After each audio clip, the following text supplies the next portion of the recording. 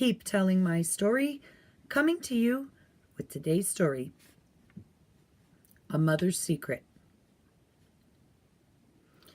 Hetty is still a grieving woman. She left from her home a wealthy woman. Her husband married her from agreement. She says, "I was beautiful." She still is. They lived a wonderful life. She was teaching English. She donated money to the poor and made soup for the homeless. Then the war came. They decided to go to Europe, so they sold their home and summer houses. They bought expensive tickets. They would have a spot in a big boat. When they arrived in the harbor, there was no one there. The smuggler who sold them the tickets had disappeared. Someone said he had gambling debts. They took their last money and bought tickets again, 5,500 euro for every person in the family.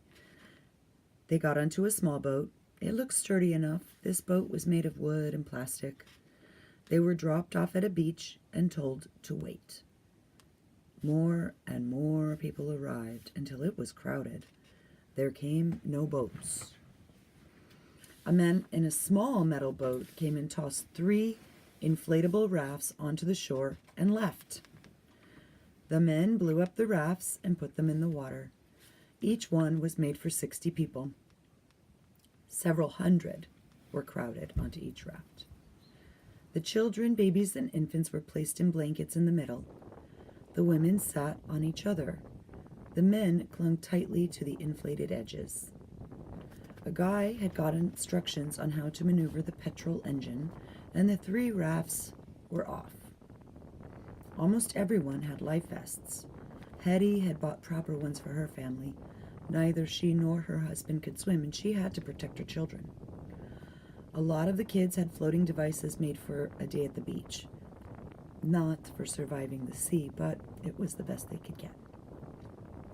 The 3 rafts were supposed to keep company, but it was dark and there were big waves. Some people were thrown overboard.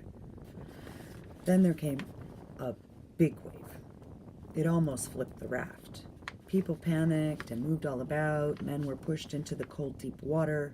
Women were elbowed and elbowed each other, reaching for their children. Children and even little babies were pushed and stepped on. They screamed in fear and cried for their mothers. Everyone hollered. People continued falling in the water.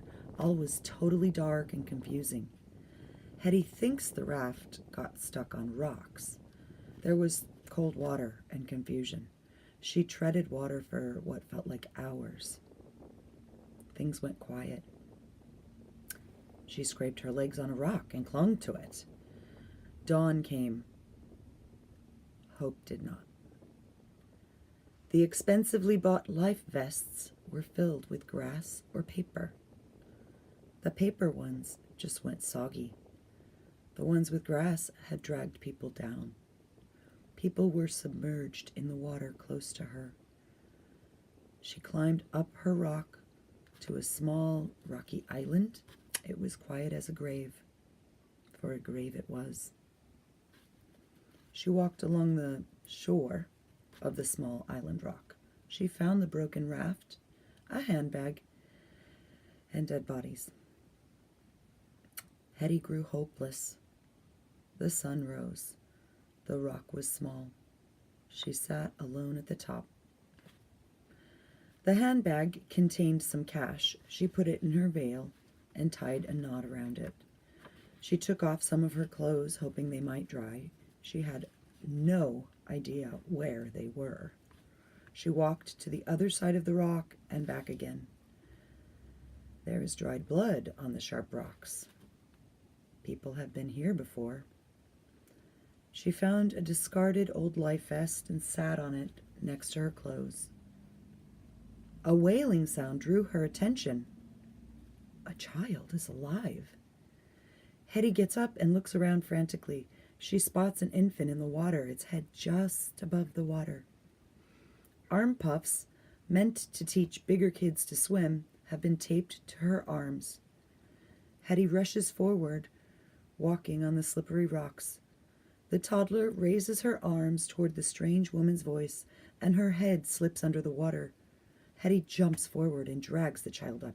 She didn't care or even have time to think about the cuts to her own arms, legs, and feet. The child looks to be no more than a year old. She is nearly purple and cold as ice. Hetty presses the girl to her chest for warmth. Rescue workers find the two and refer to the baby as her daughter. She does not protest or correct them. She stays in Greece longer than she ever intended, looking for her family and for the baby's mother. No one shows up. She keeps pretending it's hers. A man claims he wants to help her. They have sex. She gets no help from him. She walks, baby on her back. In Germany, they sleep on a bench. A man offers her tea. He is lonely ever since he left Syria. He misses his lost children and his wife. They join up to Sweden. On the train, they decide to apply as a family. He understands she is pregnant, but he claims the child is his. They are both broken by war and terror, but together they will try to build something new.